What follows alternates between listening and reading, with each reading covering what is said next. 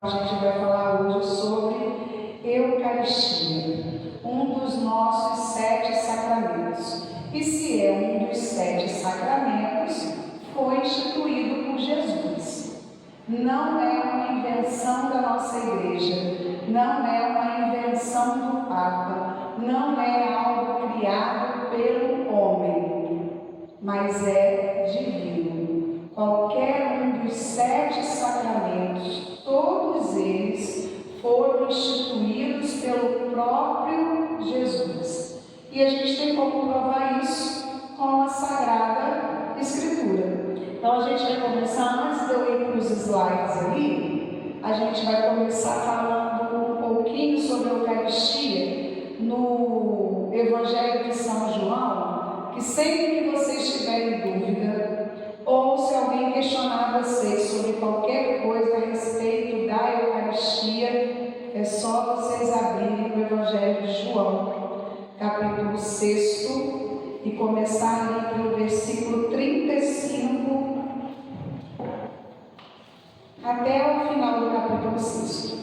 E depois uma outra passagem fácil da gente gravar, que a gente vai ver também, mas aí eu falo depois, que primeiro a gente vai ler esse discurso de Jesus sobre a Eucaristia, começando no versículo 35 do capítulo 6 de São João.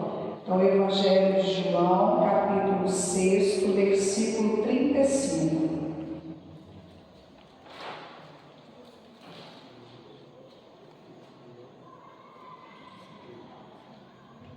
Vou fazer hoje igual eu costumo fazer com as crianças da catequese. Então, todas as vezes que eu pedir, vocês vão ler. A maioria de vocês está com a Bíblia da Ave Maria, né? Então, todo mundo vai ter as mesmas palavras para poder ler na hora que eu pedir. Então, aí no versículo 35 está escrito assim: Jesus replicou. O que Jesus replicou? Leia para mim, por favor.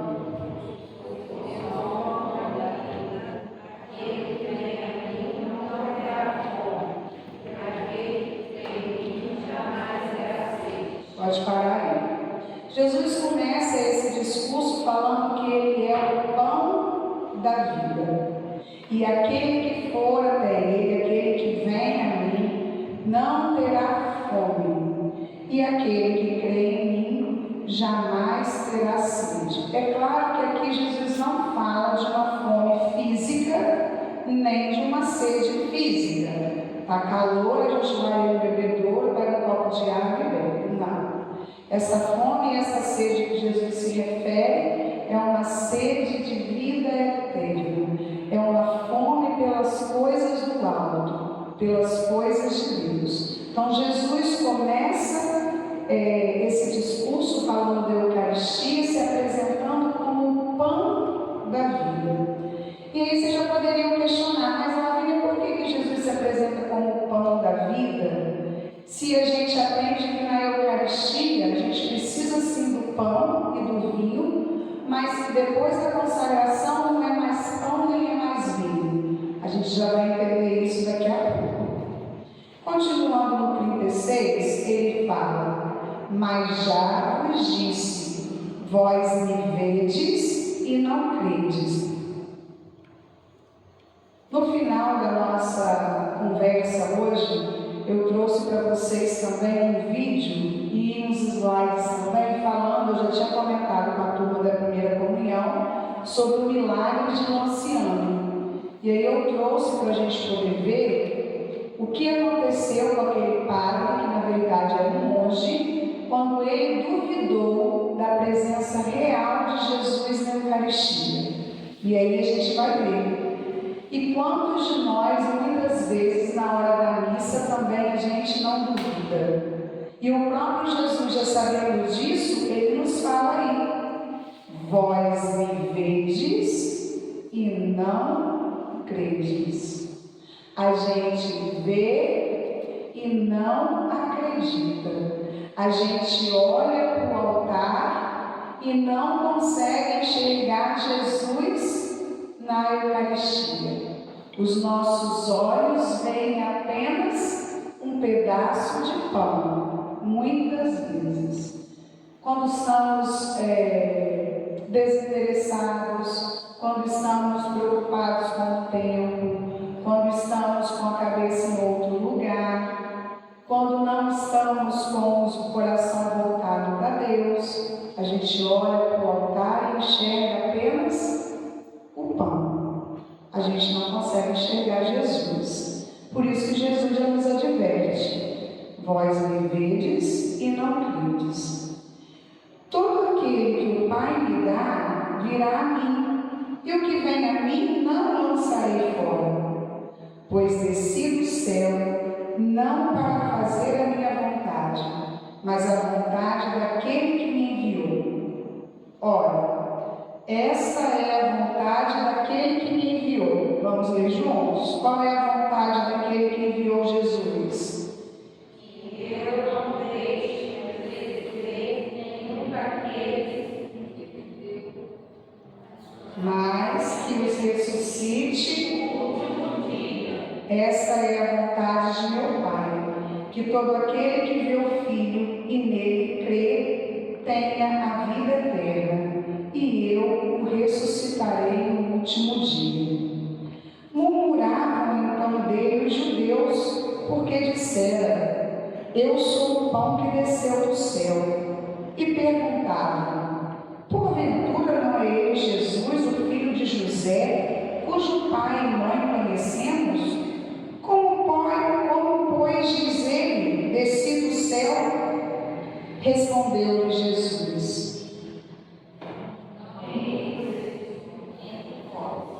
ninguém não o atraiu, e eu hei de ressuscitá-lo no último dia. Está escrito nos profetas: todos serão ensinados por Deus. Assim, todo aquele que ouviu o Pai e foi por ele instruído, vem a mim. Não que alguém tenha visto o Pai, pois só aquele que vem de Deus, esse é que viu o Pai. Em verdade vos digo: quem crê em mim tem a vida eterna. Pode parar aí. Primeiro a gente precisa voltar aí um pouquinho no versículo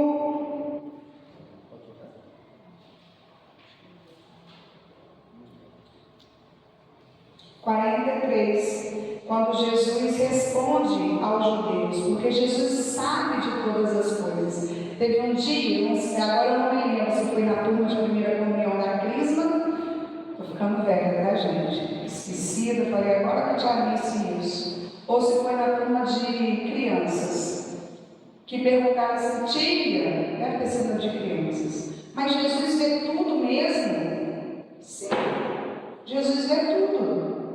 A gente não consegue esconder nada de Jesus? Não. Então ali, quando eles começam a falar uns com os outros, murmurarem, Jesus já pega a palavra e fala: não murmureis entre vós. Ninguém pode vir a mim se o Pai que me enviou não atrair, e eu hei de ressuscitá-lo no último dia. Assim, todo aquele que ouviu o Pai e foi por ele instruído, vem a mim. Não que alguém tenha visto o Pai, pois só aquele que vem de Deus, esse é que viu o Pai. Quem crê em mim tem a vida eterna. Então, uma coisa é necessária para a gente falar hoje sobre este sacramento: fé. Uma palavra com duas letras apenas: fé. Quem não tiver fé não será capaz de acreditar nesse mistério tão grande que nós vamos estudar hoje. Não tem como alguém dizer que acredita na Eucaristia se não tiver fé. O próprio Cristo nos fala isso: quem crê em mim tem a vida eterna. Só tem a vida eterna aquele que crer, que acreditar, que tiver fé, que conseguir enxergar muito além do que os olhos veem. Porque se a gente só conseguir enxergar os que os olhos veem, isso não é fé. Tem que ir muito além do que os nossos olhos conseguem ver. E aí começa. Jesus volta, eles começaram a achar difícil, Jesus falando que ele era o pão da vida. Os judeus começaram lá atrás a murmurar. Como é que pode ele dizer que desceu do céu? Já estavam achando difícil? Olha o que vem pela frente agora então. Jesus volta a repetir no versículo 48. Eu sou. O que Jesus fala? Onde que a gente leu isso? Em qual versículo? No 48 e antes. Qual outro versículo? Vamos ver quem está prestando atenção. 45? 35. Estou falando para vocês que eu estou surda, né? 35. Quando a gente começou. Eu sou o pão da vida. Jesus repete no 41. Eu sou o pão da vida. Vossos pais no deserto comeram o maná e morreram. Sabe o que é maná? Alguém sabe o que é maná? Maná é o pão. O pão, não o pão descido do céu. Que este pão descido do céu é a Eucaristia, o próprio Jesus. Então aqui era um pão que os pais daquelas pessoas que estavam ali reunidas comeram, mas morreram. E Jesus fala que aquele que crê nele vai morrer. Vai acontecer o que com quem crê em Deus, em Jesus? Terá a vida eterna. Este é o pão que desceu do céu, para que não morra todo aquele que dele comer. Jesus de novo fala, 51, lê aí. Eu sou o pão vivo que desceu do céu. Continua.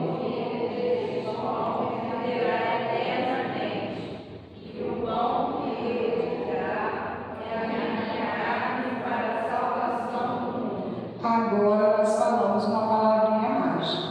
A gente veio repetindo desde o 35, no 48, no 50, no 51. E depois de novo na frente do primeiro ponto do 51 de pão. Pão, pão, pão vivo, pão descido do céu, pão da vida. Mas agora Jesus explica. E o pão que eu hei de dar, repitam aí.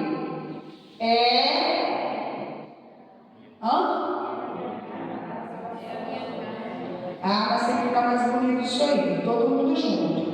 E o pão que eu hei de dar é...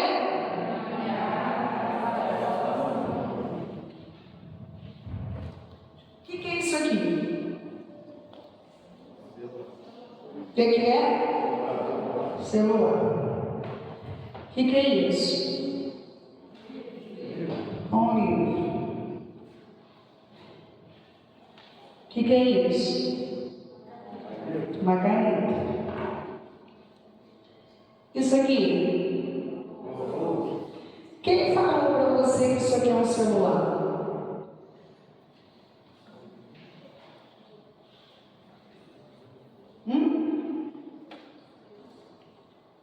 Quem falou para você que isso aqui tem nome de celular? Você aprendeu isso onde?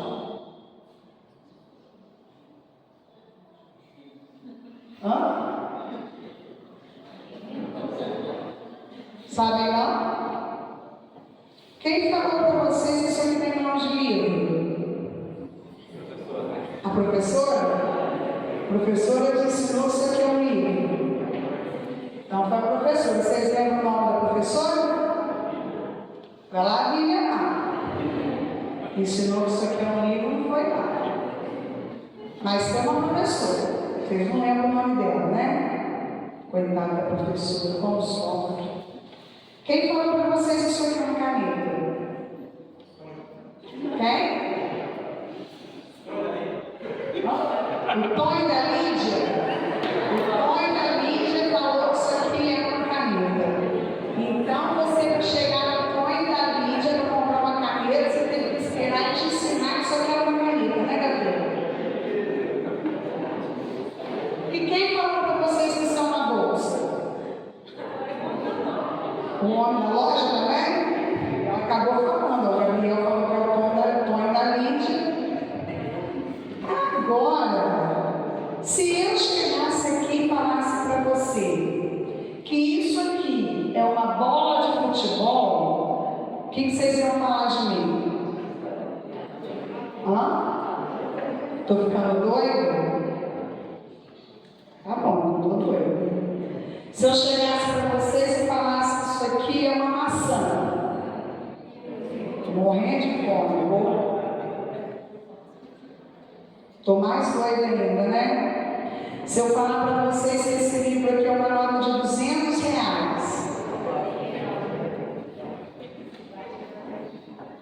eu não sei quem falou que isso aqui é um celular. Então eu só chamo isso aqui de celular, porque todo mundo fala que isso aqui é celular. Porque eu não sei quem falou que é. Eu, sinceramente, eu não sei nem quem inventou o celular, o nome de quem inventou, não sei. Mas uma coisa eu tenho certeza, no versículo 51, eu sei quem está afirmando que o pão que eu hei de dar é a minha carne para a salvação do mundo. Quem é que está afirmando isso? Quem? Quem que é? Pois é. Jesus afirma isso na sua palavra e nós não acreditamos.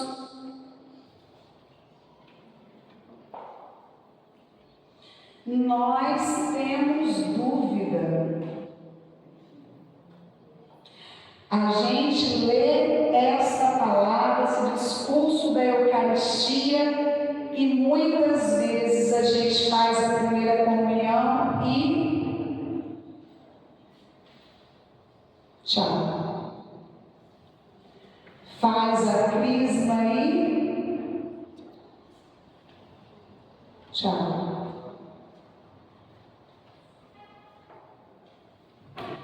E eu sei quem está afirmando que é a minha carne para a salvação do mundo. Quem nele crê tem a vida eterna e eu ressuscitarei no último dia.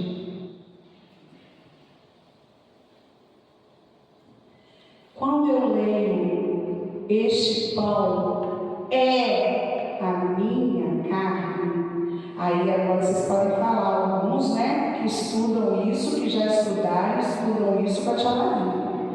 O verbo usado ali é o verbo é. O verbo é vem do verbo ser. Não tem como falar que isso aqui é um livro e eu inventar que não é um livro, é uma bola de futebol.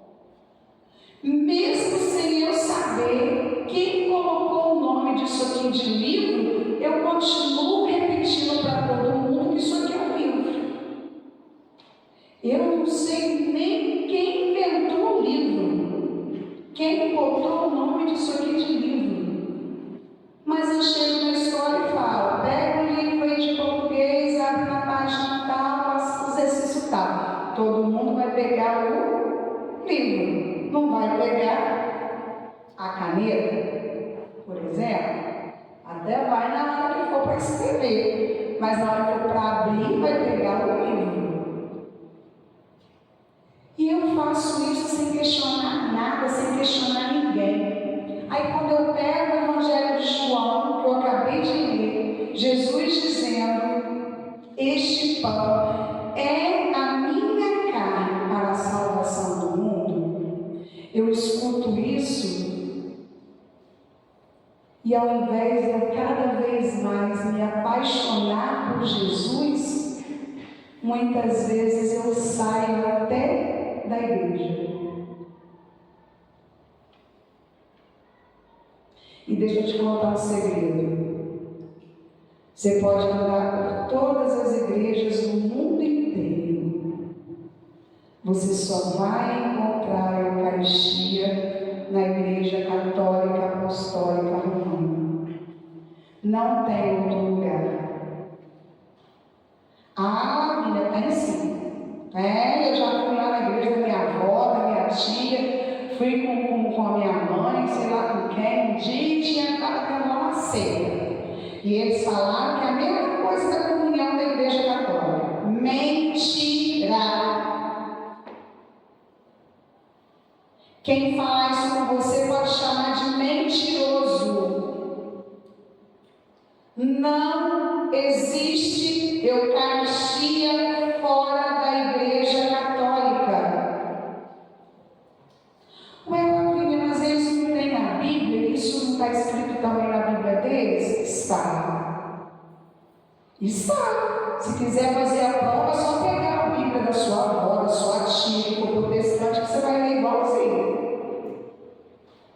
Então, como que lá não é? Porque lá eles não celebram a Santa Missa. Não celebram a Eucaristia, no caso é a Santa Missa. Não tem sacerdote. E não existe Eucaristia sem padre. Como não existe padre sem Eucaristia. Um sacramento está ligado, está unido ao outro. Nós só temos a Eucaristia hoje, aqui na nossa igreja, nesse lugarzinho aqui, que a gente já visitou, alguns, né? Guardado ali naquela portinha chamada tabernáculo, porque ontem o padre celebrou uma missa aqui.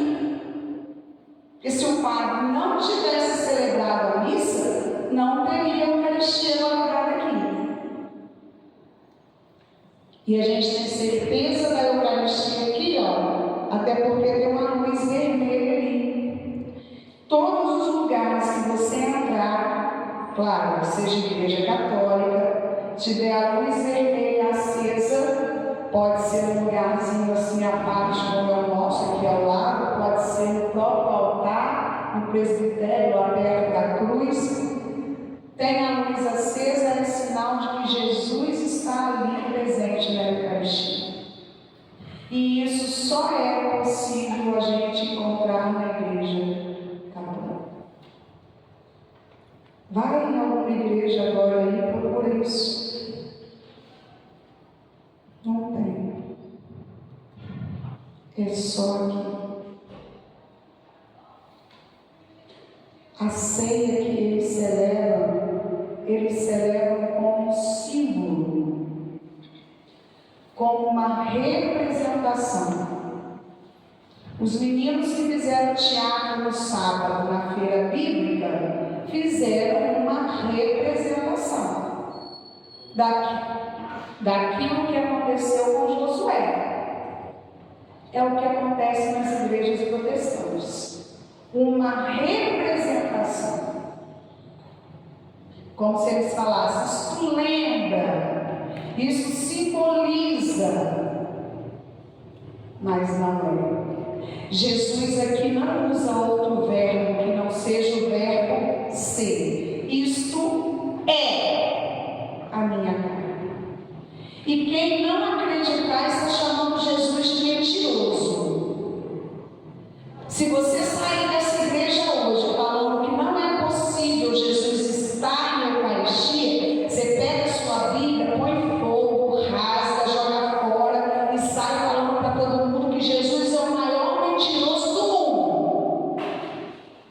Porque é Ele quem está falando aqui com a gente. Quer mais um pouquinho? Quando Jesus fala que isto é a minha carne para a salvação do mundo, agora os judeus ficaram doidos. Agora foi demais para os judeus ouvirem. Continua acompanhando comigo no 52 aí. A essas palavras os judeus começaram a discutir, dizendo: como pode este homem dar-nos de comer a sua carne? Gente, eles viraram para Jesus como se Jesus fosse um homem qualquer. Quando Jesus fala, isto é a minha carne, e o pão que eu venho de dar é a minha carne para a salvação do mundo, os judeus viram para Jesus e falam assim: como pode? Era como se eles quisessem falar assim: esse homem está louco. Agora Jesus ficou doido de vez. Falar que é a carne dele, que este pão é a carne dele, que o que ele vai nos dar para a salvação do mundo é a sua própria carne. Como pode isso? Que homem é esse? De onde ele tirou isso? E aí Jesus responde. Então Jesus lhe disse, vamos ler o 53. Então Jesus lhe disse, em verdade,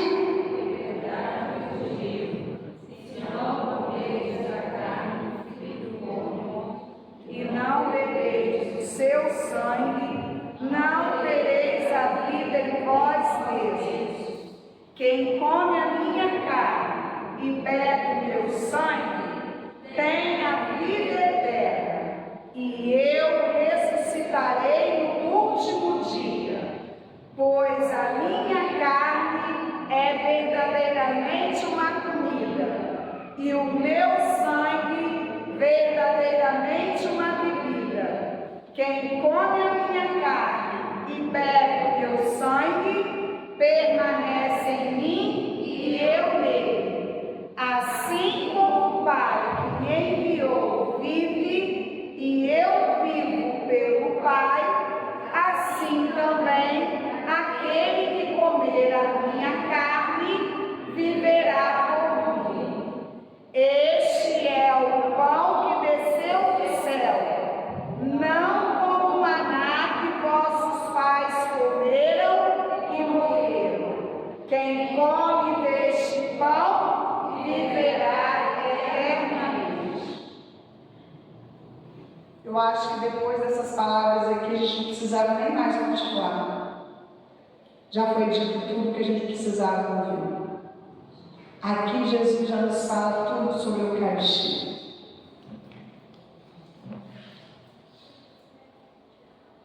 Se não comerdes a carne do Filho do Homem, olha aí aqueles que estão se preparando para a primeira comunhão. Se não comerdes a carne do Filho do Homem e não beberdes o seu sangue, não tereis a vida em vós mesmos. Quem come a minha carne e bebe o meu sangue tem a vida eterna, e eu ressuscitarei no último dia. Pois a minha carne é verdadeiramente uma comida, e o meu sangue é verdadeiramente uma bebida. Quem come a minha carne e bebe o meu sangue permanece em mim e eu nele. Aí nós vamos ver agora qual foi a reação daqueles judeus, que entre eles estavam também os seus discípulos, os discípulos de Jesus. Aí agora nós podemos nos colocar também no meio deste povo, porque nós também somos discípulos de Jesus. No 60, muitos dos seus discípulos, ouvindo, disseram: isso é muito duro, quem o pode admitir? Aqui é a mesma coisa se eles falassem assim: isso é muito duro, quem pode aceitar uma coisa dessas? Né, amigo? Jesus falar que o que ele vai nos dar é a sua carne, o seu sangue. Como que a gente pode aceitar uma coisa dessas? Não tem como aceitar. Foi o que os discípulos responderam. E como eu já falei, Jesus sabe de tudo. Sabendo Jesus que os discípulos murmuraram, por isso perguntou-lhes: isso vos escandaliza? Vocês estão assustados? Vocês estão sem acreditar, parados aí, achando que eu estou ficando louco porque eu falei isso? Aí Jesus fala: o que será quando virdes subir o Filho do Homem para onde ele estava antes? Se nós estávamos achando difícil, nós os discípulos, Jesus que é o Senhor, que pode todas as coisas, que fez o cego enxergar, o paralítico andar, o surdo ouvir, que andou por sobre as águas. Alguém aqui já andou? Já fizeram o teste? Já conseguiu? Tem como? Pensa na piscina do clube. Você sai andando em cima daquela água de uma ponta a outra. Tem jeito? Pensa no mar. Se você não conhece o mar, imagina, pelo que você já viu em alguma imagem. Tem como a gente andar em cima da água? Tem, gente? Jesus andou. E ainda fez outro discípulo andar. Jesus andou e ainda disse para Pedro: vem, pode vir onde estou. E Pedro foi. E andou em cima da água. Mas Pedro só conseguiu porque Jesus mandou. Tanto é que, de repente, quando Pedro está andando em cima da água e ele sente medo, falta nele a fé, o que acontece com Pedro? Começa a afundar. Duvidou de Jesus, começou a afundar.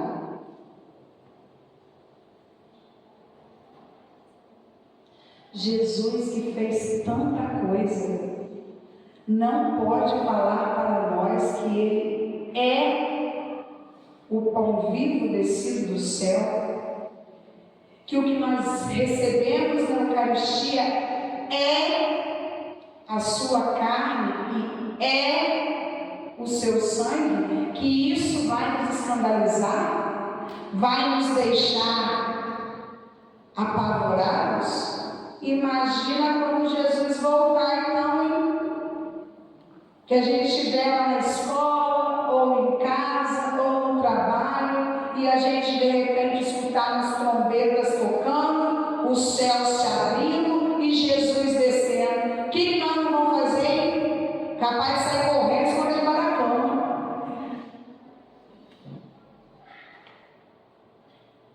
Porque se escandaliza com Jesus, com o discurso de Jesus falando ali para eles o que ele realmente é. E aí Jesus continua. O Espírito, no 63, o Espírito é que vivifica, a carne de nada serve. A carne vai ser comida pelos bichos debaixo da terra. Ela não vai com a gente. Isso que a gente vê, o nosso corpo assim, ó, vai ficar debaixo da terra.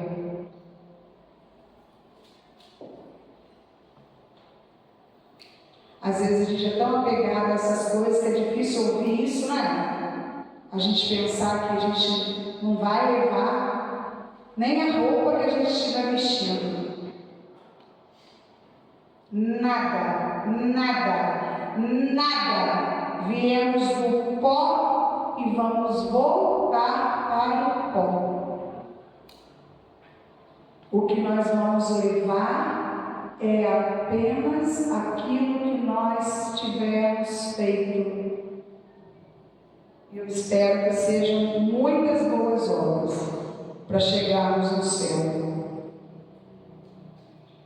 As palavras que nos tenho dito são espírito e vida, mas há alguns entre vós que não creem, pois desde o princípio Jesus sabia quais eram os que não criam e quem o havia de trair, como agora. A gente está conversando sobre a Eucaristia e Jesus sabe quem de fato aqui acredita e quem não acredita. Você pode fazer o que você quiser aí, falar, ler a Bíblia, participar da missa, falar que você crê. Se você não crê, Jesus sabe. Você pode enganar até você mesmo, mas Jesus você não engana, não. Dele a gente não consegue esconder nada. Então Jesus sabia que entre eles tinha os que não creem, que no caso não criam. E quem o havia de trair? Está ali naquele meio ali, ó. Ali a gente tem o quadro da última ceia. Jesus lá no meio e os seus 12 apóstolos. E quem traiu Jesus? Quem? Judas, Lavínia, a Maria, o João, o José, também traíram Jesus. E cada dia, cada vez, cada momento que a gente peca, a gente também trai Jesus. Mas ali está Judas, que traiu Jesus, e Jesus já sabia.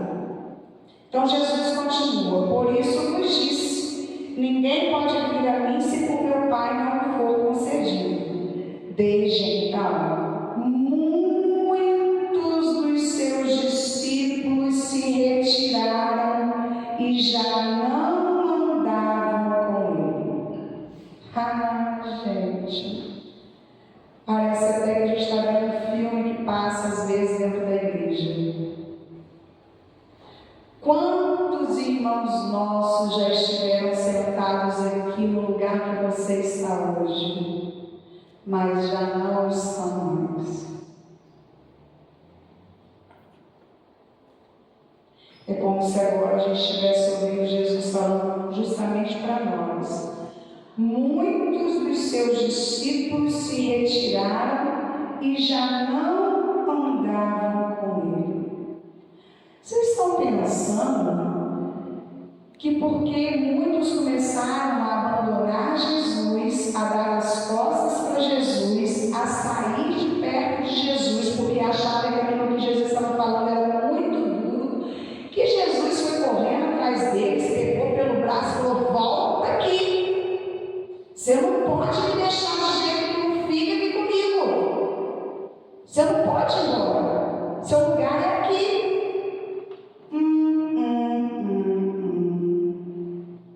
Jesus não fez, Jesus não faz, Jesus não vai fazer isso com ninguém. Pelo contrário, olha o que nós vamos ouvir agora.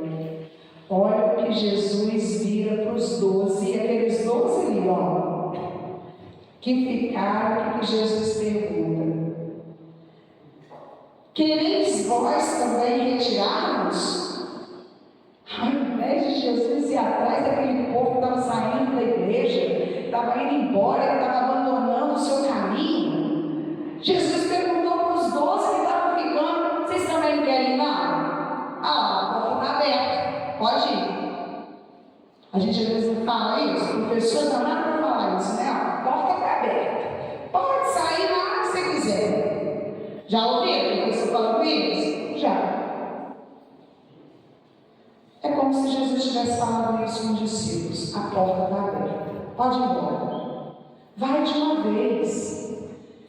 Não está dando para você ouvir essas palavras, não? Você está achando que são palavras muito duras? Aproveita que já muitos já deixaram de me seguir e vai atrás desses também. O que vocês estão fazendo aqui? Corre, vai atrás deles, vai acompanhar esses que estão achando tudo muito difícil, muito duro. Aí vem Pedro. Pedro negou Jesus 3 vezes, falou que não era apóstolo de Jesus, discípulo de Jesus, se escondeu ali na hora do caminho do Calvário, que Jesus passava entre aquele povo com a cruz, perguntava: ei, ali, aquele meu discípulo de Jesus. Eu não sou não.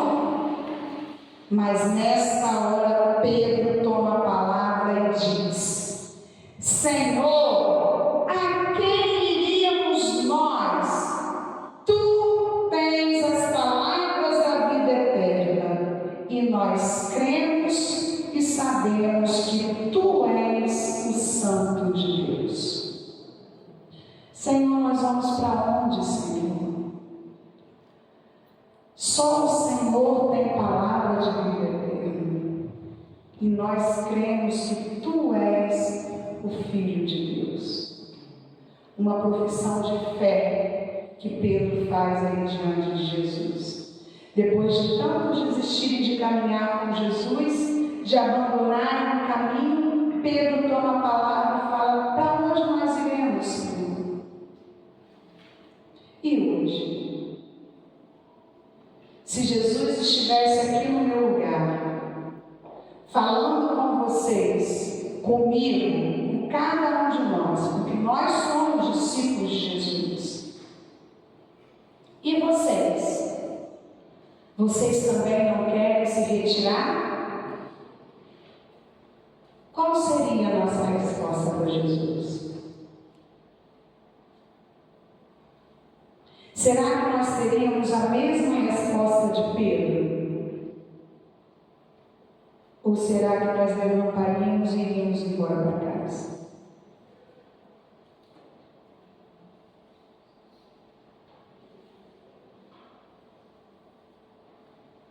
É para a gente refletir. Porque às vezes a gente lê a palavra de Deus e não se coloca no lugar desses homens e mulheres que a Bíblia nos conta, nos fala, desses discípulos de Jesus que eram homens e mulheres como nós, fracos, pecadores, homens simples. E aí, a passagem que eu falei, que a gente não pode esquecer também, olha como é que ela é fácil de gravar. Mateus 26, 26. Só voltar um pouquinho de João. Mateus 26, 26. Fácil de gravar. Essa passagem aqui ninguém pode esquecer dela. Mateus 26, 26.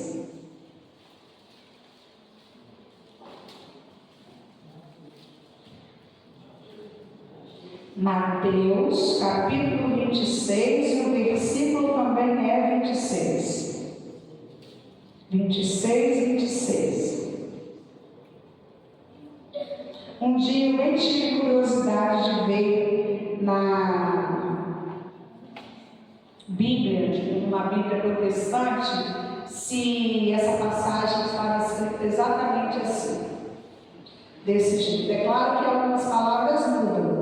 Até na Igreja Católica, dependendo da tradução, da Maria, CNBB, a Bíblia de Jerusalém, elas têm palavras um pouco diferentes. Mas o que eu queria ver, eu vi na Bíblia protestante. Esse verbo bonitinho aí que eu já falei para vocês, olha, que está escrito: durante a refeição, Jesus tomou o pão, benzeu, partiu e deu aos discípulos, dizendo: o que Jesus disse?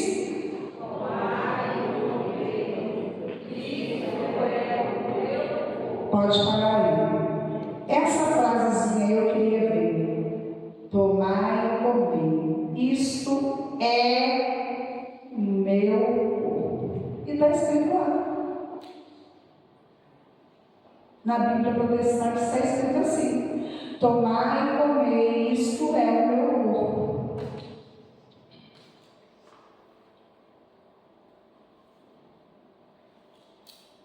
Eles têm Eucaristia? Não. Eles falam que tem? Falam. Tem muita gente que acredita? Tem. Acreditam mais nas pessoas do que no próprio Cristo. Porque não é possível alguém ler essa passagem e não estar dentro da Igreja Católica. Não é possível alguém ler isso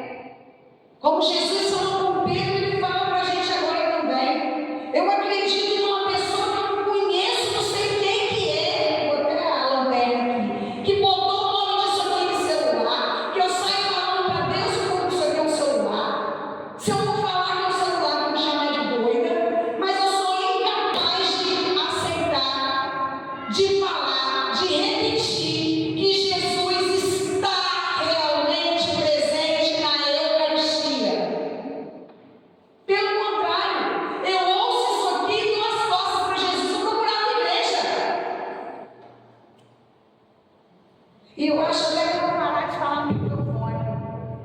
Não porque eu tenho medo. É porque nesse momento agora eu me exalto muito mesmo. Não tem uma vez que eu vou falar de Eucaristia que eu chego nessa parte que eu não fico até nervosa mesmo. Porque eu não consigo entender um católico que pode experimentar a Eucaristia e depois abandonar a Eucaristia, que é o próprio Cristo. E ir procurar uma igreja que vai te dar um pedaço de pão feito na padaria, com um pouco de suco de uva,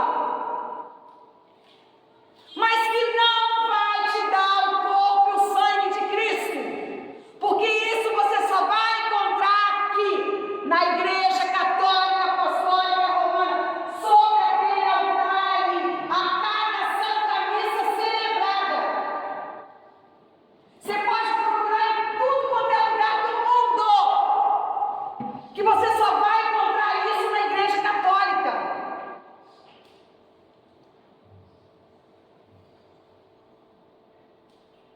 E eu saio da minha casa, eu me apronto para vir para a missa, para ficar do lado de fora da igreja.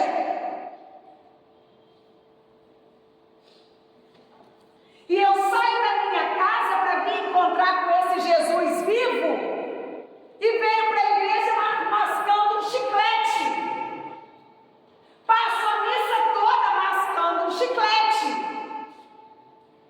E na hora da comunhão, escondo o chiclete, coloco debaixo do banco, aqui debaixo do que tiver aí, e entro na fila de comunhão para comungar. Como se eu fosse receber qualquer coisa, qualquer alimento, menos Jesus. Porque se você está comparando Jesus a um pedaço de chiclete, você ainda não encontrou Jesus. Você ainda não sabe quem é Jesus.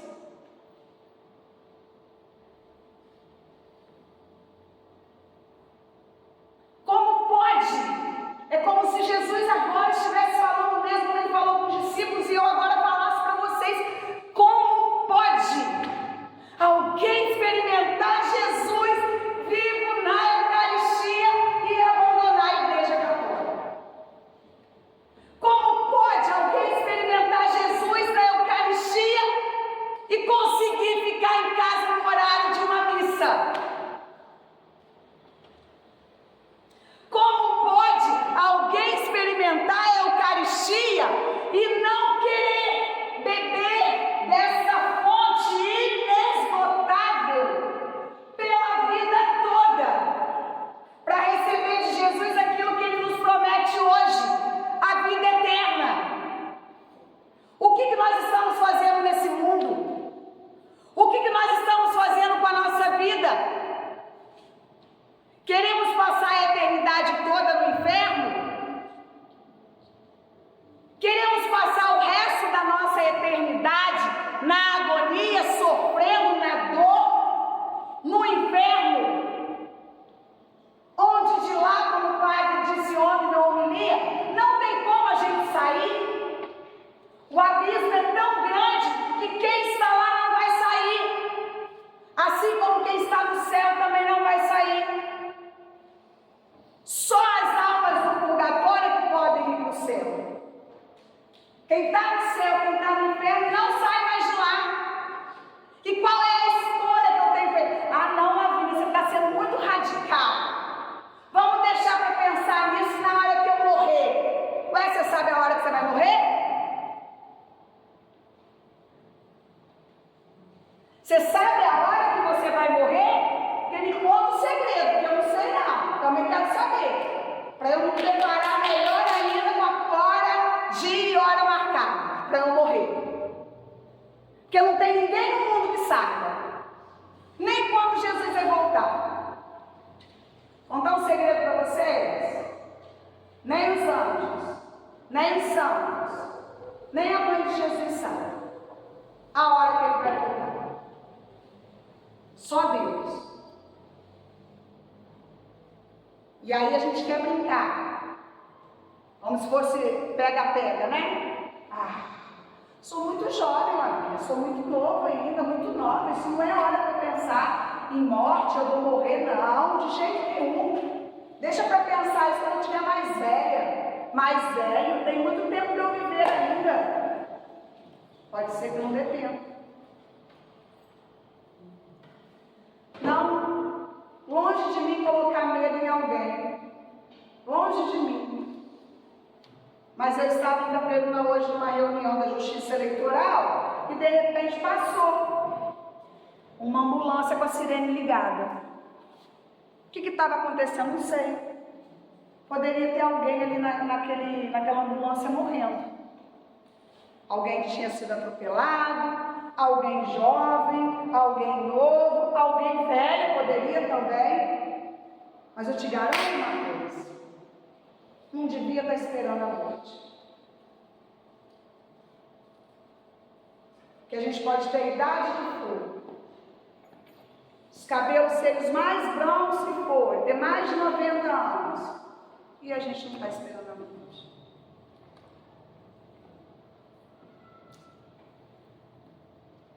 É preciso a gente, isso é algo que é urgente, nós católicos valorizarmos aquilo que nós temos de mais precioso. A Eucaristia, ela é o nosso maior tesouro. Não existe maior tesouro da igreja senão a Eucaristia. E nós, meu Deus, nós temos a Eucaristia e nós não amamos, adoramos a esse Jesus. A gente às vezes faz uma oração assim pedindo milagres e milagres e milagres a Jesus, e Jesus está aqui. Não vou nem falar assim para vocês, não. Vou falar aqui, presente no Santíssimo, 24 horas por dia. 24 horas ali. Quantos chegaram aqui hoje não falaram nem com Jesus? Oi, Senhor, estou aqui. Cheguei da Crisma, estou cansado. Ontem saí daqui tarde, já estudei, já trabalhei, estou cansado, não queria estar aqui hoje, Jesus. Nem isso. Na hora que terminar, fizer a oração final, mal terminou, já deu as coisas, já foi embora, esquece. Jesus, tchau, tá? Sua bênção, Senhor. Não pode, não tem tempo. Aí na hora que precisa, o Deus nos acuda. Onde está o Senhor? O Senhor me abandonou, o Senhor esqueceu de mim. Ui! Só não vê quem não quer. Só não busca quem que não quer encontrar. A igreja fica aberta todos os dias, das 6:30 da manhã às 5 da tarde, direto aberta. 5 horas o menino trabalha na igreja, ele fecha a igreja, e à noite ainda tem os grupos que abrem novamente e funciona na segunda, na terça, na quarta, na quinta, dia de adoração. Jesus fica aqui forço no altar até 10 horas da noite. Tem dia que com 1, 2, 3 pessoas. E nós falamos que nós cremos que Jesus está ali. E depois a gente quer ver milagres. Jesus está ali no altar esperando a nossa visita. Nós, nem aí para ele. Sexta, aí sábado, agora tem o médico também, domingo, passando a missa. Ou seja, a semana inteira, Jesus está ali, esperando a sua visita. E muitas vezes nós nem aqui vimos. Não valorizamos aquilo que nós temos de mais precioso. E o próprio Jesus nos fala: tomai e comei, isto é o meu corpo. Tomou depois o cálice, rendeu graças e deu-lhe, dizendo: o que Jesus diz agora? No 27, bebei. Se perderam na Bíblia ou perderam a voz? Bebei dele todos, porque isto que é o meu sangue, o sangue da nova.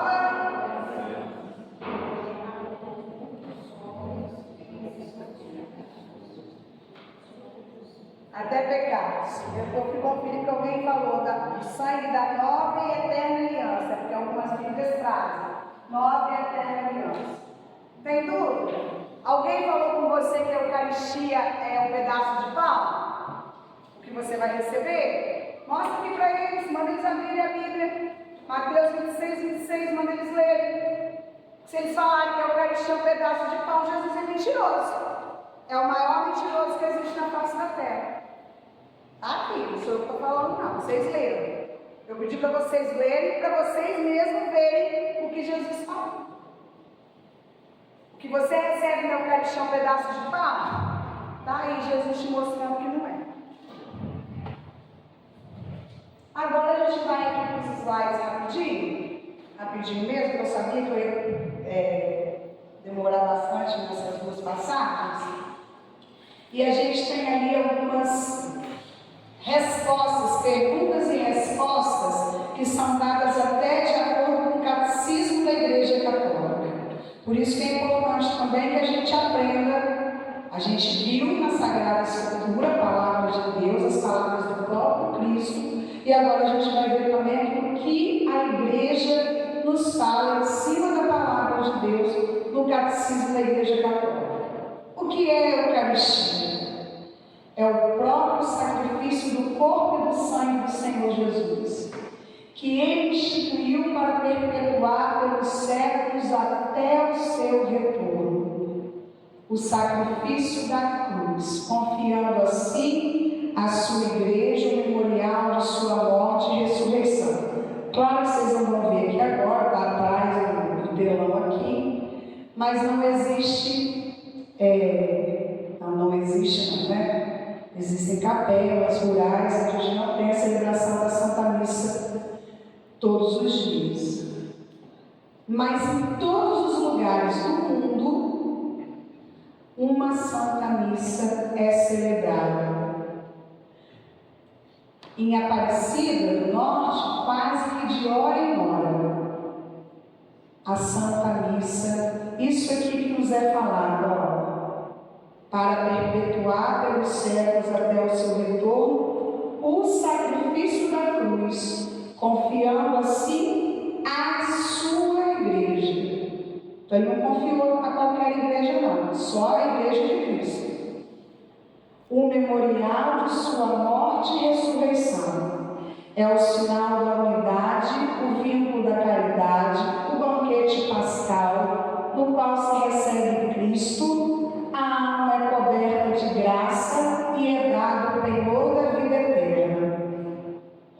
Quando Cristo instituiu a Eucaristia? Instituiu-a na Quinta-feira Santa. Isso é importante vocês saberem, tá? Quando foi que Jesus instituiu, celebrou pela primeira vez não, no caso a última vez antes dele morrer, né? E que ele disse ali para os seus discípulos: fazer isso em memória de mim, porque ali Jesus deu uma ordem para os discípulos. Foi na Quinta-feira Santa. Por isso que até hoje, todas as vezes que a gente se aproxima da Páscoa, é celebrado o tríduo pascal. A Quinta-feira Santa, a Sexta-feira Santa e o Sábado Santo. E na Quinta-feira Santa, quando foi celebrada a última ceia. Na noite em que ia ser entregue, a gente vai terminar depois com aquela passagem ali, 1 Coríntios 11, 23, celebrando com seus apóstolos a última ceia. Jesus, antes da sua paixão e morte, ao celebrar a Páscoa com os apóstolos, disse-lhes: desejei muito comer convosco esta ceia pascal. Olha o que Jesus fala, gente. desejei muito comer convosco esta ceia pascal. Será que quando você vem para a missa, você também vem com aquele desejo igual de Jesus? Esse desejo, Jesus, eu quero muito, eu desejo muito te receber na Eucaristia. Jesus, eu quero muito te comungar na Santa Missa. Jesus, eu hoje estou colocando a roupa que eu mais gosto, não precisa ser roupa nova, nem de nada, Jesus não está nem aí para isso.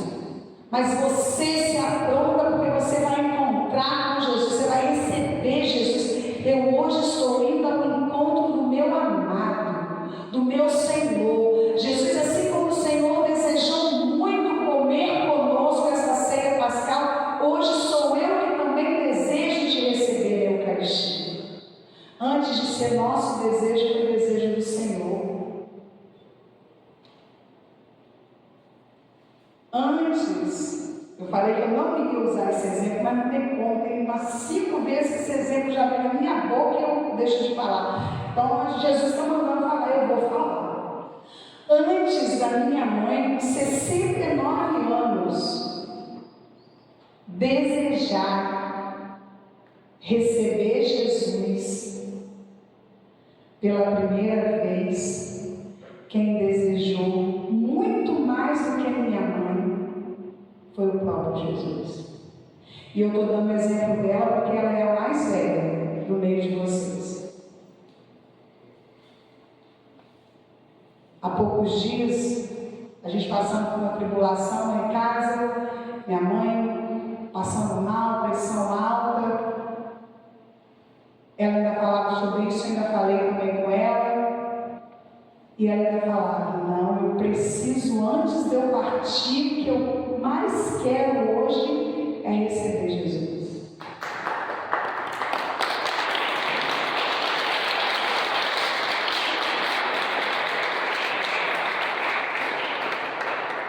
E minha mãe, ela não é católica desde pequenininha.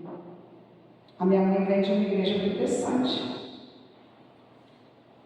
A minha mãe foi criada por uma mãe da igreja batista e um pai católico.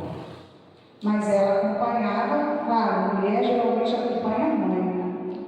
Ela acompanhava a minha avó nos cultos da igreja batista. Depois a minha mãe foi excluída da igreja batista, né? Naquela época tinha muito isso, ela ficou um bom tempo, muitos anos sem frequentar a igreja nenhuma. Em 1998, quando nasceram os gêmeos, né, os primeiros netos dela, o Ian e o Iago, que hoje tem 24 anos, o Iago nasceu com problema de coração e na dor, Jesus trouxe a minha mãe para a igreja católica. Foi pela dor que a minha mãe veio.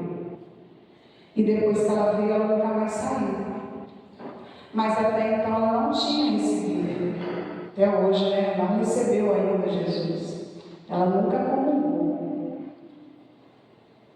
E pela graça de Deus, ela vai receber Jesus junto com mais 17 crismandos, acho que até mais um pouquinho, tem mais 2 da capela também, no dia 6 de outubro.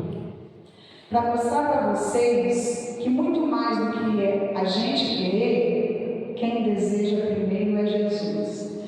Quem faz qualquer obra, quem nos dá a graça, não é porque a gente é bonitinho, a gente é bonzinho, não, gente. Nós somos muito ruins.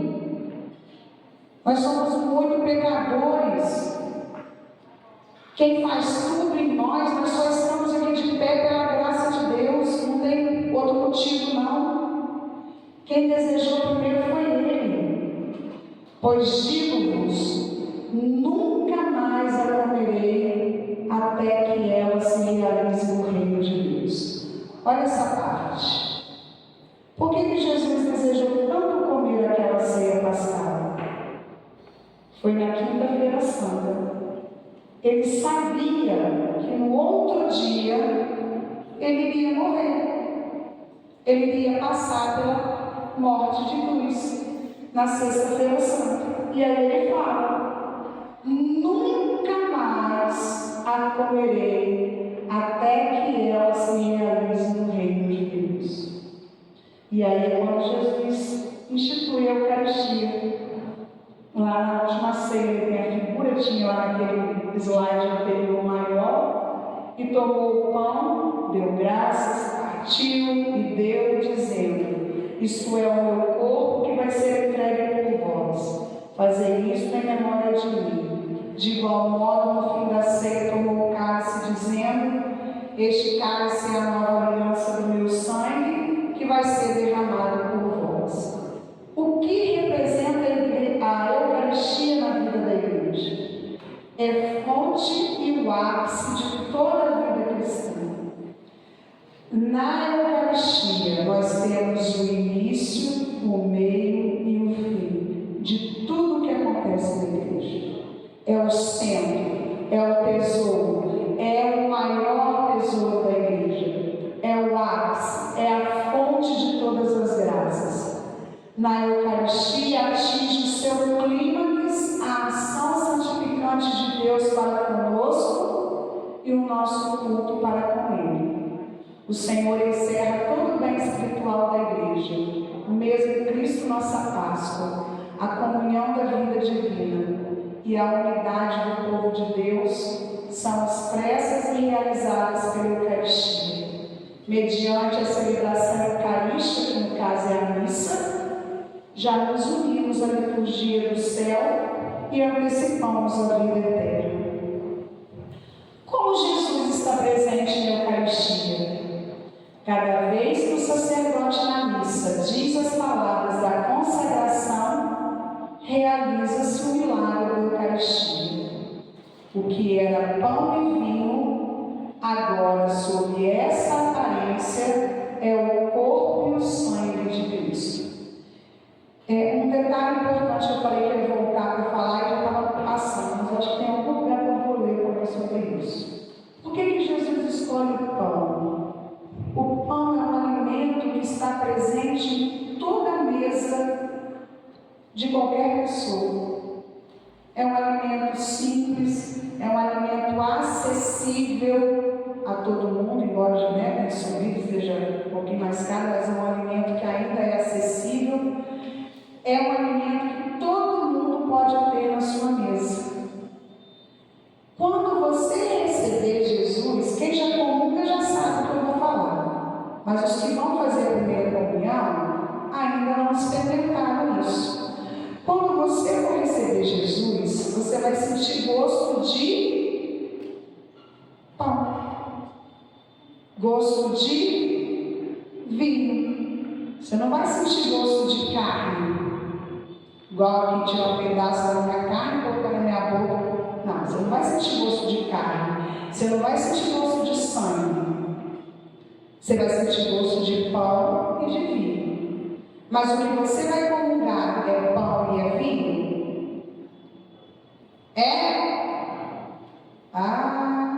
Vocês estão com dúvida? É pão e é vinho que vocês recebem na Eucaristia? Não. É corpo e sangue de Jesus. Jesus Cristo está presente na Eucaristia de modo único e incomparável. No Santíssimo Sacramento da Eucaristia estão contidos verdadeiramente, realmente, substancialmente, o corpo e o sangue juntamente com a alma e a divindade de nosso Senhor Jesus Cristo e, por conseguinte, o Cristo todo. Está presente nela de modo sacramental, isto é, sobre as espécies eucarísticas do pão e do vinho. Uma coisa interessante que eu aprendi poucos dias agora para trás, com o Padre Moisés. O Padre Moisés, em termos de liturgia, sim, ele é exigente, celebra, você já deve ter percebido como que ele celebra uma missa. Não adianta ficar querendo conversar com ele durante a missa que ele não gosta, ele não vai ficar conversando com você. E aí era preciso, foi um dia que a gente serviu, eu estava também servindo nessa missa, 10 horas da manhã. Era preciso consagrar uma hóstia grande, além do que o padre eleva e que ele comunga na missa de domingo, ia consagrar mais uma para levar para uma das capelas. E na hora, a gente, falta de comunicação com o cerimoniário que estava servindo na hora, com a serva que estava servindo, na hora do ofertório não foi colocado sobre o altar aquela hoxa maior. Foi colocado só que o padre ia comungar, mas no caso teria que ser colocada duas. Não foi colocado. Passou o ofertório, indo ali quase para o santo. O ministro pegou e falou comigo, eu falei, vai lá, coloca lá em cima do altar. Aí quando o ministro saiu de lá, passou pelo meio da igreja, veio aqui, pegou e foi colocar. Quando foi colocar, o parou. E ele, nós somos obedientes, botou ali e ficamos tudo assim. Por que não pode? Por que o padre não deixou? Alguém tem alguma ideia?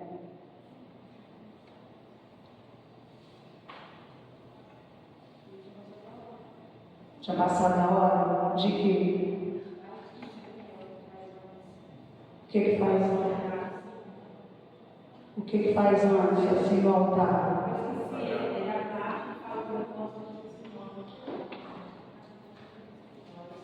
Quem pode ajudar a Andressa?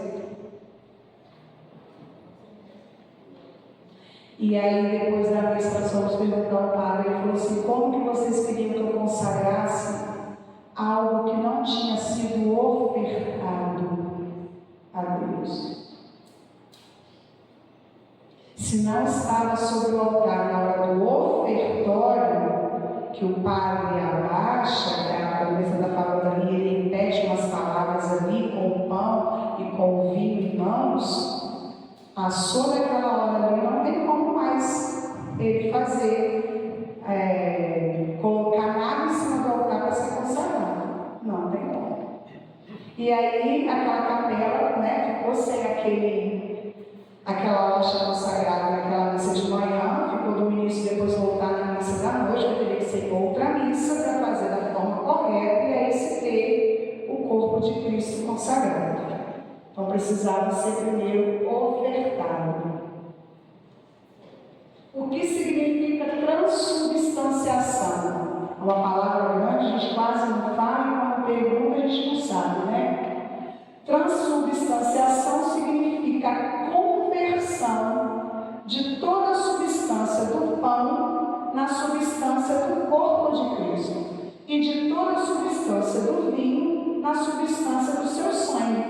Essa conversão se realiza na oração eucarística, mediante a eficácia da palavra de Cristo e da ação do Espírito Santo.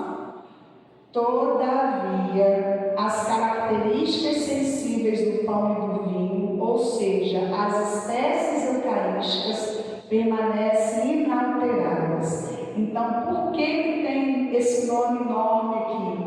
Transubstanciação. Porque mesmo o pão se transformando no corpo, o vinho se transformando no sangue, a substância do pão e do vinho permanece. Por isso que eu disse que vocês vão comungar, tem gosto de pão e tem gosto de vinho. Mas não é pão e não é vinho, é corpo e sangue de Cristo. Por isso que tem esse nome de transubstanciação.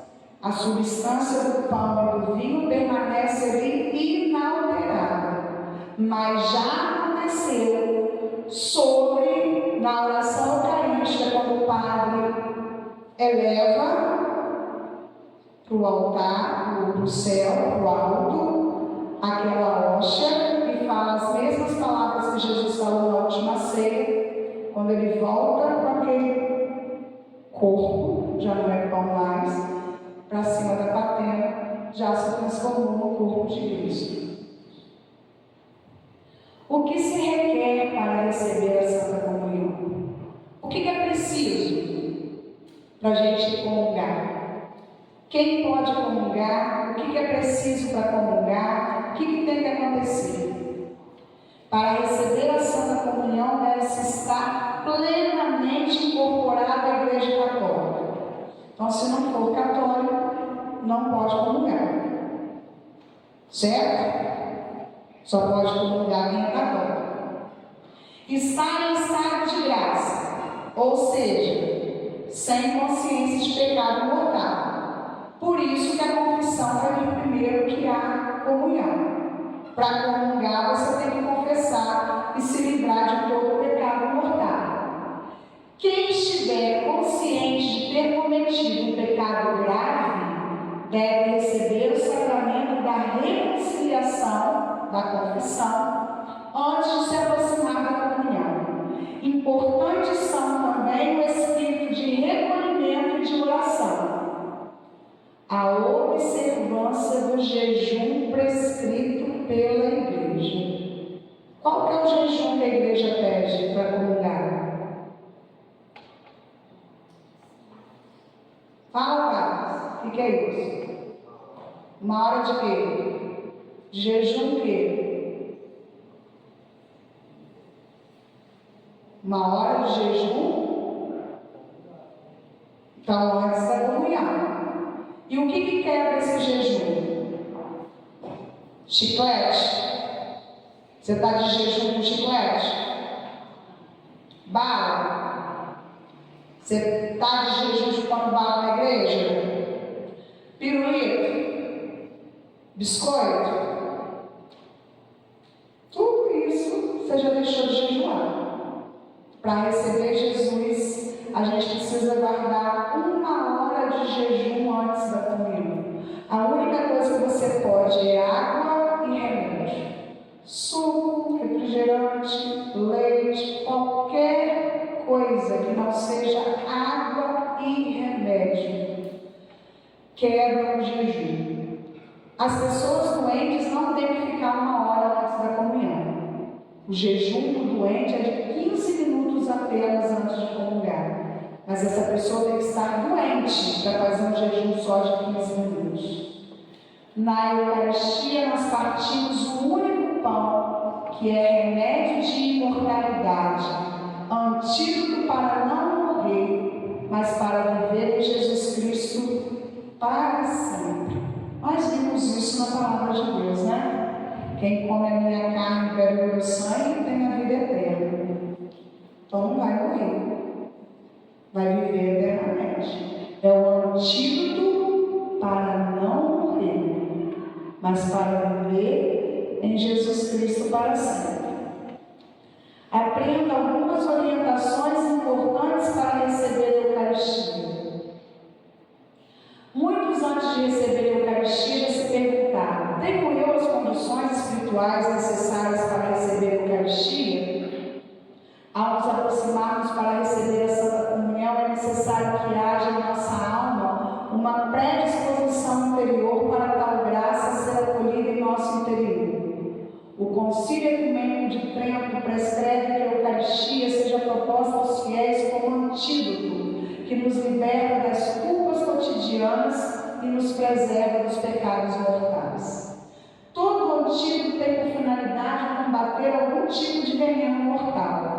Na vida cristã, o veneno que pode nos fazer morrer espiritualmente é o pecado. Portanto, cada um deve examinar a si mesmo sua vida e consciência acerca dos pecados cometidos e verificar se não há pecados graves que necessitem ser confessados. Caso não haja oportunidade de confessar-se, desde que haja motivo grave para tal, deve-se fazer um ato de confissão que inclua o propósito de confessar-se o quanto antes. Está em pecado grave, não pode comungar. Só vai voltar à comunhão depois que se confessar. Ao aproximar-se da Sagrada Mesa Eucarística, é necessário que o fiel tenha consciência e discernimento pleno do seu ato. Não é raro pessoas comungarem sem as devidas condições espirituais.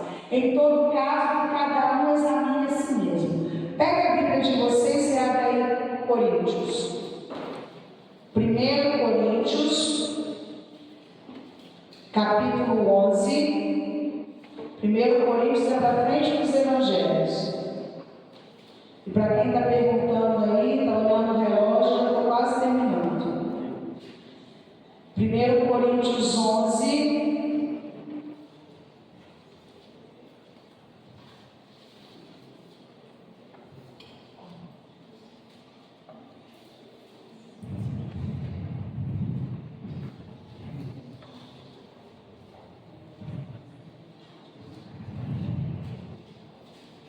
Eu vou pular, começa no 23 até o 26, mas nós já lemos essas passagens aí, em Mateus 26, 26, e aí eu vou pular, para a gente ganhar um pouquinho de tempo, e vou só mostrar para vocês isso que a gente está lendo aqui, no slide, que está na Bíblia também, no versículo 27. Então, 1 Coríntios 11, 27.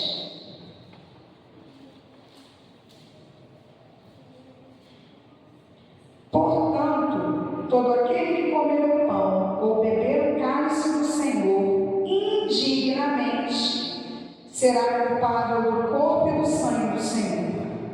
Que cada um se examine a si mesmo e assim coma desse pão e beba desse cálice.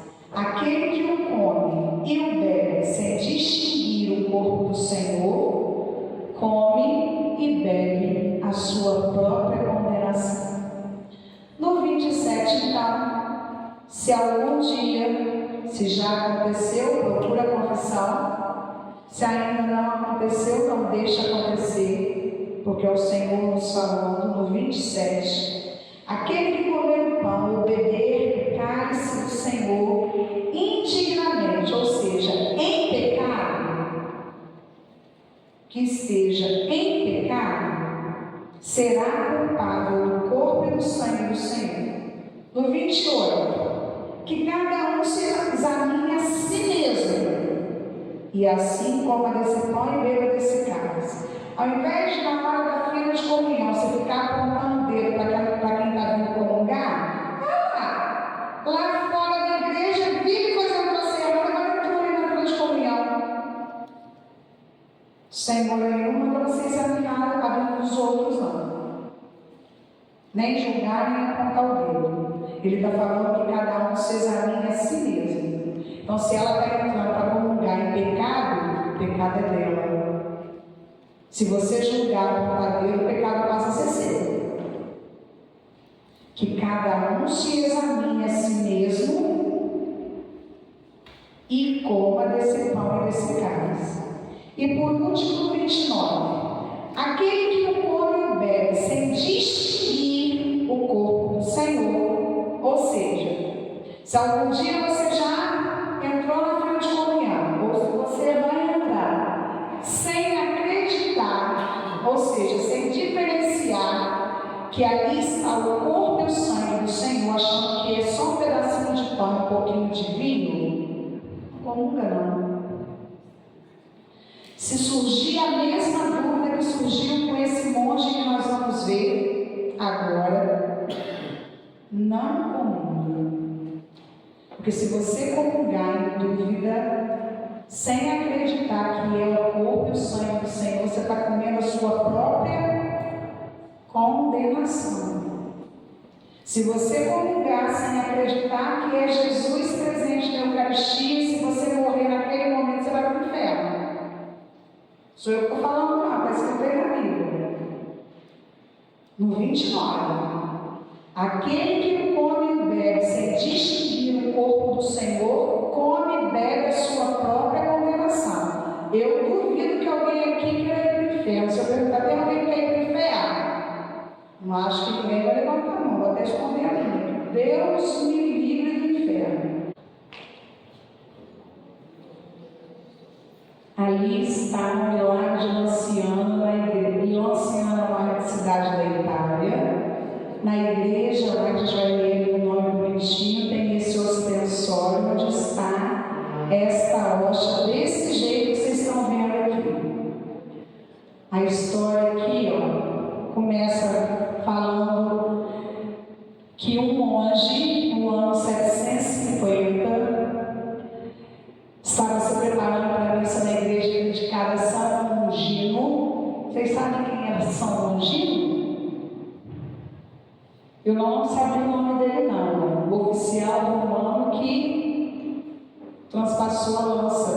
coração de Jesus foi aquela lança. O celebrante, porém, o monge da ordem de São Basílio, não participava da alegria geral.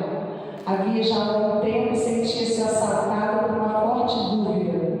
A dúvida que ele tinha: estaria nosso Senhor real e substancialmente presente na Eucaristia? E mesmo ele rezando, continuava com muita dúvida. Naquele dia, o pobre monge, enquanto vestia os paramentos sagrados, sentia mais do que nunca seu coração mergulhado na escuridão da dúvida. Entretanto, como o dever o chamava, ele subiu os degraus do altar e começou a celebração. Na hora da consagração, pronunciou claramente, como sempre, as solenes palavras: isto é o meu corpo que será entregue por vós. Este é o cálice do meu sangue. Em seguida, deteve-se assaltado pela violenta incerteza. Será mesmo nosso Senhor Jesus Cristo presente sob a aparência desse minúsculo pedaço de pão e dessas poucas gotas de vinho? Sim, gente, era um padre que estava celebrando a missa, que duvidou que realmente poderia ser Jesus na Eucaristia. Nesse instante, viu com admiração a branca hóstia transformar-se em um pedaço de carne e o vinho em sangue real, que se coagulou e dividiu-se em 5 fragmentos de forma irregular e de tamanhos diferentes. Muito assustado de início, lá como é que fica na igreja de Lanciano, ó, desse jeito aqui. Depois, cheio de alegria, o freguês monge permaneceu durante certo tempo como que em êxtase, e depois, derramando lágrimas de gratidão, voltou-se para os fiéis e exclamou: ó bem-aventuradas testemunhas diante de quem, para confundir a minha incredulidade, o Santo Deus quis desvendar-se neste santíssimo sacramento e tornar-se visível aos vossos olhos. Vinde, irmãos, e admirai o nosso Deus que se aproximou de nós. Eis aqui a carne e o sangue do nosso Cristo muito amado. Olha como é. Aqui está o pão, a hóstia que se transformou em carne, dentro aqui do ostensor. E aqui embaixo, nessa taça de cristal, está o sangue. Daqui a pouco vocês vão ver mais de perto, que se dividiu em 5 partes, lembrando as 5 chagas de nosso Senhor. É desse jeito que está lá o ancião guardado.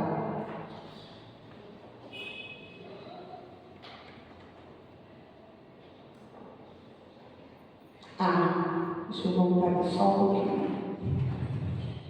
Em 1970, a segunda bolinha ali, ó, os frades menores conventuais, sob cuja guarda se mantém a Igreja do Milagre, desde 1252, chamada de São Francisco, decidiram, devidamente autorizados, confiar a 2 médicos de renome e idoneidade moral a análise científica das relíquias.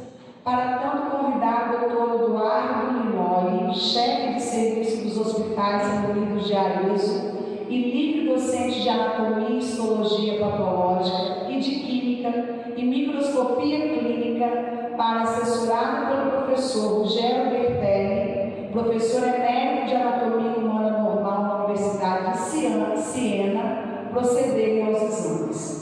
Após alguns meses de trabalho, exatamente a 4 de março de 1971, vê se durou pouco tempo esse estudo, os pesquisadores publicaram um relatório contendo os resultados das análises. Olha o resultado: a carne é verdadeira carne, o sangue é verdadeiro sangue.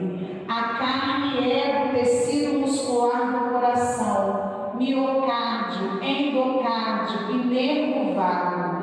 A carne e o sangue são do mesmo tipo sanguíneo, AB. Sabe que sangue é esse?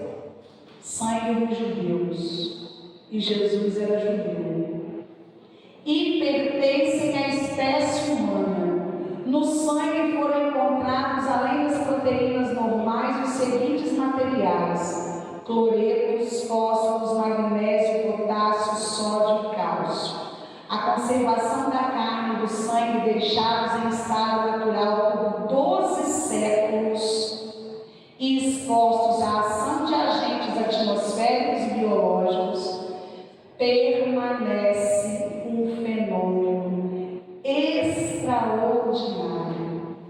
E antes mesmo de redigir o documento sobre o resultado das pesquisas realizadas, os doutores Linor e Bertelli enviaram aos pares o telegrama nos seguintes termos: e o Verbo se fez carne. É assim que o milagre de Lanciano, desafiando a ação do tempo e toda a lógica da ciência humana, se apresenta aos nossos olhos como a prova mais viva e palpável de que comei e bebei todos vós, isto é, o meu corpo que é dado por vós, mais do que uma simples simbologia como possa parecer, é o sinal divino de que no sacramento da comunhão está o alimento da nossa esperança nas promessas de Cristo para a nossa salvação. Aquele que come a minha carne e bebe o meu sangue tem a vida eterna e eu ressuscitarei no último dia. Aí eu foco. Claro que tinha umas coisas a mais, mas este é o milagre mais importante que a Igreja guarda e o mais famoso de toda a Igreja Católica. E a Igreja Católica ela não fala que alguma coisa é milagre sem antes estudar, sem antes chamar a ciência para comprovar se realmente é aquilo que os nossos olhos estão vendo. E ali realmente foi comprovado que era carne, uma parte do coração, e era o sangue que se coagulou e se dividiu em 5 partes, lembrando as 5 chaves de Cristo. Eu espero que, diferente desse monge, nós não precisemos de pedir a Jesus um milagre na Eucaristia. Que a gente não precise de que Jesus se transforme ali, como naquele dia, naquela missa, em carne e em sangue. Que a nossa fé e o nosso amor por Jesus possa crescer a cada dia mais, de tal forma que nada nem ninguém possa tirar de mim a certeza de que Jesus está realmente presente na Eucaristia.